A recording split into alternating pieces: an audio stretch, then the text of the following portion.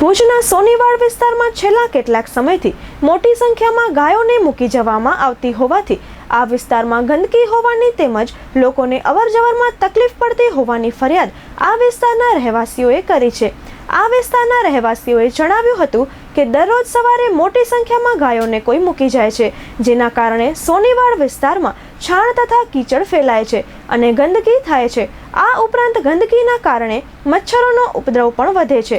ત્યારે આ વિસ્તારના લોકોની સમસ્યા ઉકેલવા માટે રહેવાસીઓએ નગરપાલિકામાં રજૂઆત કરી હતી। હું તરલાબેન ગોર, સોનીવાડ વિસ્તાર પબુરાઈ ફર્યું, ત્યાં ગાયો 50 થી 55 જેવી બેઠી હોય છે રોજ, અને છાણ ને ગંદકી કરી જાય છે। અમારા નાના બાળકો છે, અત્યારે ચાંદીપુરમનો રોગ ચાલે છે, તો બાળકોને ક્યારે લાગી જાય કંઈ કહેવાય નહીં, અને છાણમાંથી ઈયળો પણ નીકળે છે ને હવે ઘરમાં આવી જાય છે, અને મોટી ઉંમરના પણ રહે છે ત્યાં એમ।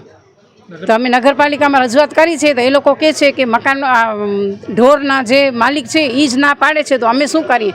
પણ ઢોરના માલિક ના પાડે છે તો તમારે તો કરવું જોઈએ ને કંઈ। હમણાં મેં અમારા જે સેનિટેશન શાખાના વડાને બોલાવ્યા, ત્યારે એમને કહ્યું કે જે શ્રાવણ મહિનામાં આપણે ગાયો નથી પકડતા, તો સોનીવાડવાળા જે બહેનો આવ્યા હતા એમને પણ મેં કીધું કે જે પણ માલિક છે એમને તમે કહો, તો માલિક એમ કહે છે કે તમારથી જે થાય એ કરી લો, અમે ગાયો તો મૂકી જ જાશું એમ સવારે 7 વાગ્યાથી 5 વાગ્યા સુધી।